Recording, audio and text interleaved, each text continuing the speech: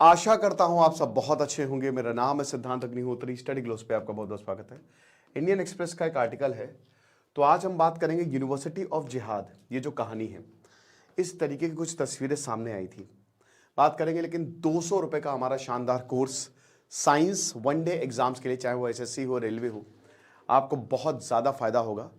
तो make the best out of it, फटाक से कोर्स को अवेल करें, क्योंकि 5 मार्च से क्लास शुरू हो रही है। तो आखिरकार हुआ क्या है? हुआ यह है कि परसों जो है वो बॉम्ब ब्लास्ट होता है, ठीक है ना। कहां पे? दारुल उलूम हक्कानिया, ये मस्जिद है खैबर पख्तूनवा में। यहां पे एक ब्लास्ट होता है और 6 लोग मारे जाते हैं। अब ये एक सुसाइड अटैक था। सुसाइड अटैक कहां पे? यूनिवर्सिटी ऑफ जिहाद भी इसको बोला जाता है। ये एक इस्लामिक रिलीजियस स्कूल है पाकिस्तान में। हम सबको पता है कि जो पाकिस्तान में मदरसे हैं बहुत सारे, वो एक तरीके से जिहाद की फिलॉसफी समझाते हैं, वो एक तरीके से एक्सट्रीमिज्म समझाते हैं। आप समझ रहे हो? और मुझे लगता है कि इन मदरसों पे पाकिस्तान में, भारत में भी, हर की बात नहीं कर, कुछ है, ठीक है। तो जहां पे भी इस तरीके का कुछ हो रहा है, तो मुझे लगता है कि उन पे नकेल कसने की जरूरत है मेरे ख्याल में। अब देखना चाहिए। और मेरे ख्याल में ये एक बार जहां पे भारत सरकार को भी शक है कि ये मदरसा है, या फिर ये कोई, अगर मान लीजिए कोई हिंदू स्कूल भी चल रहा है और अगर वहां पे कट्टरपंथ विचारधारा पढ़ाई जा रही है, तो एक बार आपको देखना पड़ेगा कि वहां पढ़ाया क्या जा रहा है। वो वाकई में इस्लामिक रिलीजियस स्कूल है कि उसकी आड़ में कुछ और ही बताया जा रहा है। तो एक बार ये चीज देखना पड़ेगा। तो ये जो धमाका हुआ, इससे पूरा पाकिस्तान हिल गया। पाकिस्तान में चैंपियंस ट्रॉफी चल रही है। अब हामिद उल हक ये हेड थे स्कूल के। हालांकि टारगेट पे मौलाना थे, लेकिन हामिद उल हक जो थे वो स्कूल के हेड थे। ये मर गए। अब ये किससे एसोसिएटेड थे? ये तालिबान से एसोसिएटेड थे। अब ये कुछ समझ में नहीं आया भाई। वैसे तो टीटीपी, तहरीके तालिबान पाकिस्तान, उसके लिए तो यहां से अच्छे अच्छे प्रोडक्ट आए हैं, है ना। जो हक्कानी है, main founder Mohammad Haqqani, Haqqani group का, वो यहां से निकला है। मुल्ला उमर यहां से निकला है। बेनजीर भुट्टो का जो एसासिनेशन था वो यहीं से प्लान्ड था। तो फिर यहां पे क्यों अटैक हुआ है? कुछ उसके मेंबर्स को क्यों टारगेट किया गया है? स्पेशली मुल्ला उमर भी, जैसा हमने बताया ना कि जो ग्रुप का, तालिबान का जो फाउंडर था, जिसने तालिबान को, जिसने नेटो की नाक में दम कर दिया था, वो भी यहां से ट्रेन होके गया है। आप समझ रहे हो? तो कहां से आया ये दारुल उलूम? इसकी शुरुआत कहां से होती है?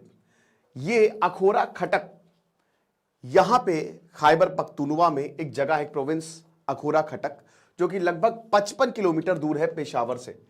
यहां पे दारुल उलूम हक्कानिया जो है, दैट इज एसोसिएटेड, और मैं फिर से बता, उसको यूनिवर्सिटी ऑफ जिहाद भी बोला जाता है। अब यहां 4000 के करीब स्टूडेंट्स जो है वो पढ़ते हैं।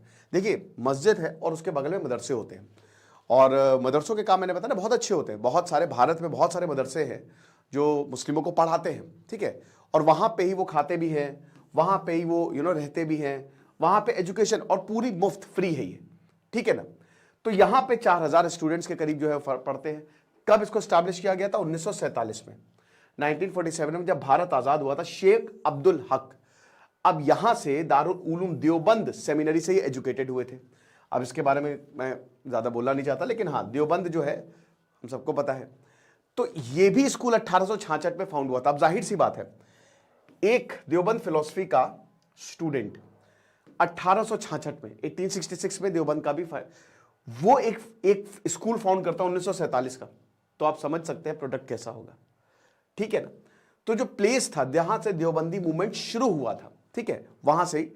और रिवाइवल से जो थे वो भी सुन्नी इस्लाम। भाई देखिए, समय समय पर पाकिस्तान में ये जो मूवमेंट अंग्रेजों से पहले चले थे ना, मुस्लिमों को, इस्लाम को लेकर, वो पाकिस्तान में रिवाइव हुए। लेकिन अनफॉर्चुनेटली इसमें 90% कट्टर मूवमेंट थे, जो एक्सट्रीमिज्म को बढ़ावा देता है, जो धार्मिक फिलॉसफी, वो भी कट्टर वाली, उसको बढ़ावा देता है। जहां पे धर्म आया, अलाउद्दीन खिलजी, आपको पता, पहला था जिसने धर्म को पॉलिटिक्स से हटा दिया था, क्योंकि उसको पता चल गया था कि अगर पॉलिटिक्स में धर्म आ गया तो खेल खत्म है। महात्मा गांधी ने भी यही किया था। ऐसे बहुत सारे लोग हैं जिन्होंने, पॉलिटिक्स अलग है, रिलीजन अलग है, जहां पे ये दोनों आए बेड़ा गर्क होना है। रिलीजन जो है वो हमेशा शानदार बातें सिखाता है, लेकिन कोई इंसान रिलीजन को इंटरप्रेट कैसे कर रहा है, ये बहुत बड़ी रिलीजन अच्छी बातें सिखाता है, लेकिन घूम फिर के रिलीजन कुछ मुट्ठी भर लोगों के हाथ में आ जाता है जो अपने हिसाब से उसको इंटरप्रेट करते हैं, अपने हिसाब से उसको चलाते हैं। और लोग हैं जनता, जनता जो है वो भोली है, जनता का ब्रेन वॉश करना आसान है, ठीक है ना। तो ये हिसाब किताब जो है वो होता है, ठीक है ना।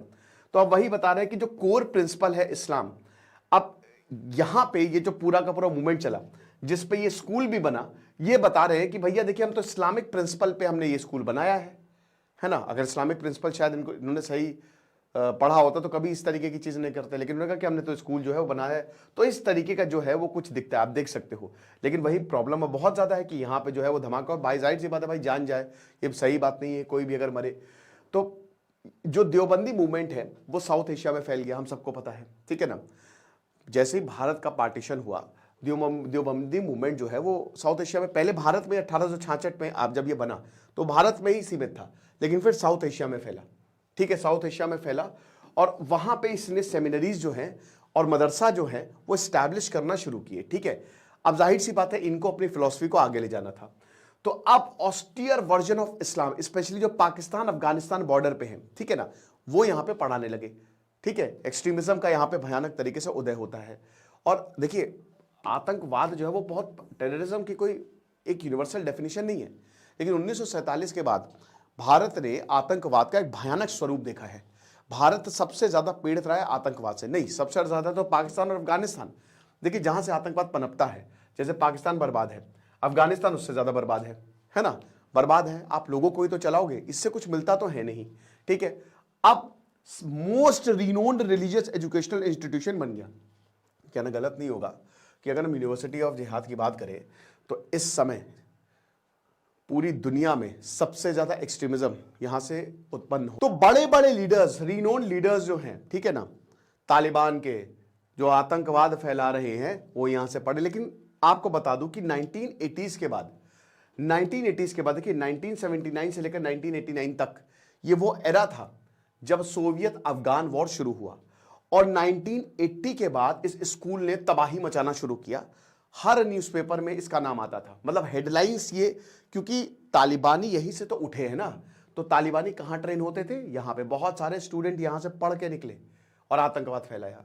ये हिसाब किताब है। अब अब्दुल हक की मौत के बाद समी उल हक यहां पे आया, और 1988 में जब समी उल हक आया, सोवियत अफगान वॉर खत्म हो गया, अब सिविल वॉर शुरू होने वाली थी अफगानिस्तान में 1989 से लेकर 1996 तक। अब समी उल हक ने बोला कि अब जिहाद फैलाएंगे, तो पूरा जिहाद का जो आइडिया है इसने फैलाना शुरू किया और बोला कि भैया देखिए जितने भी मुस्लिम जो कि इस जिहाद के लिए लड़ रहे हैं, आप हमारे साथ आइए। ये रिपोर्ट टीआरटी वर्ल्ड ने छापी।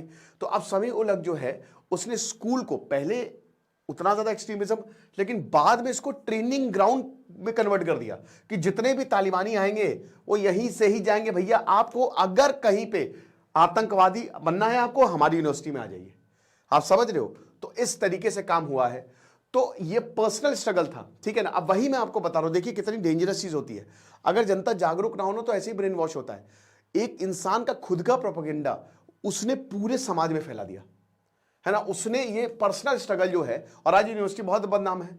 तो जो भी everyone is fighting an inner war, और उसको मॉडिफाई कर दिया कि आपको भाई सवालों के जवाब ढूंढने आप आइए हमारे पास, हम आपको बताते हैं कि पूरी दुनिया में क्या क्या हो रहा है, ठीक है ना। तो पाकिस्तान और अमेरिका दोनों ने ही इस स्कूल का इस्तेमाल किया। अमेरिका भी इसमें शामिल था। अमेरिका ने तो तालिबान को खड़ा किया ना रोनाल्ड रीगन के साथ। भाई सबको पता है कि फोटोज हैं मुजाहिदीन्स की, भाई उन्होंने बाकायदा व्हाइट हाउस में बुला के उनसे मीटिंग की, कितने पैसे दिए। अमेरिका डायरेक्ट तो इन्वॉल्व हो नहीं सकता था, उन्होंने इनडायरेक्टली पाकिस्तान को पैसे दिए, बहुत पैसे दिए, अरबों रुपए। और पाकिस्तान इन तालिबानियों को ट्रेन किया, तभी तो रशिया और पाकिस्तान के रिलेशन बहुत अच्छे नहीं है, अब जाके अच्छे हो रहे रशिया पाकिस्तान के रिलेशन, ठीक है ना। और रिबेल्स को नर्चर किया, जो जिसने अल्टीमेटली इन्वेजन किया। आप समझ रहे हैं, आप ये इस तरीके के इमरान खान के साथ और लगभग सारे ही लीडर्स के साथ जो है ना, ये ऐसी तस्वीरें जो है आपको दिख जाएगी। अब इसमें मुल्ला उमर था जो भी तालिबान का फाउंडर था, जलालुद्दीन हक्कानी जिसने हक्कानी नेटवर्क, इस समय तालिबान में किसकी सरकार है, हक्कानी की तो सरकार है ना। यही नेटवर्क तालिबान का जो मिलिट्री विंग है, जिसने कितने ही अमेरिकन को मारा, उनको बंदी बनाया, सुसाइड अटैक्स किए, पूरी दुनिया में सुसाइड अटैक्स किए, टारगेटेड असैसिनेशन, बेनजीर भुट्टो का असैसिनेशन, आसिम उमर जो कि अलकायदा का लीडर था साउथ एशिया विंग का, वो भी यहां से पढ़ा। तो ये यूनिवर्सिटी ऑफ जिहाद है। अब सोवियत यूनियन जब अफगानिस्तान से गया तो फिर ये और यूनिवर्सिटी फ्री हो गई। अब इसने बोला कि भैया अब तो जितने भी तालिबान लीडर्स हैं ना वही इसकी देखरेख करेंगे। तालिबानियों ने काबुल को मिड 90s में 1996 में आपको पता ही है कि कंट्रोल कर लिया, ठीक है। फिर अमेरिका जो है 2001 में अमेरिका चला गया वॉर ऑन टेरर, ठीक है, और 20 साल तक जो है वो लड़ाई होती रही। तो समी उल हक को फादर ऑफ तालिबान इसीलिए बोला जाता है क्योंकि इस यूनिवर्सिटी को, अब देखिए ये आप डॉट्स कनेक्ट करिए, ये यूनिवर्सिटी को रेडिकलाइज समी उल हक ने किया। अब ये यूनिवर्सिटी से बहुत सारे तालिबानी लड़ाके निकले जिन्होंने तालिबान को बनाया, इसीलिए अगर ये यूनिवर्सिटी नहीं होती तो शायद तालिबान भी नहीं होता। तो समी उल हक को तालिबान का फादर बोला जाता है। अब इनको मार दिया गया था 2018 में। इनके बेटे हामिद उल हक ने इस सेमिनरी को टेक ओवर किया, बट अभी फ्राइडे, वही बता रहे, फ्राइडे जब हुआ तो ये भी मार दिए गए, ये भी मार दिए गए। तो what you sow you reap, कर्म का पहिया। आपको क्या लगता है मुझे कमेंट बॉक्स में बताइएगा। आ जाओ, 200 रुपए का शानदार कोर्स है साइंस में, हम आपकी मदद करेंगे। Thank you so much.